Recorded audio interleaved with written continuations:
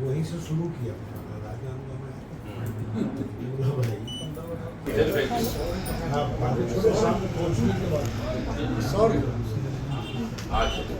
नहीं पॉइंट में आपके सब देख रहे इनको शायद ज्ञान या भान नहीं होगा जिम्मेदार सेक्रेटरी शासन का इसके नीचे का जो अपर आयुक्त है उसकी पत्नी दानिश पत्रकारों को आपके प्रश्न नहीं मिल रहा था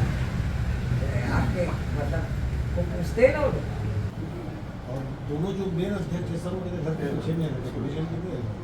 संजय शर्मा है वो सुंदर नगर में रहते हैं तो जो आपके कंटेंट आया मेरे पास उससे मैं उन्होंने बोला राजनांदगांव प्रवास पर आए थे और हमारे शहर कांग्रेस के अध्यक्ष कुलदीप छाबड़ा जी किया उनके पिताजी का पिछले 28 तारीख को स्वर्गवास हो गया था। उस परिवार से मिलने गए थे और उन परिवार से मिलके आए हैं और बस कार्य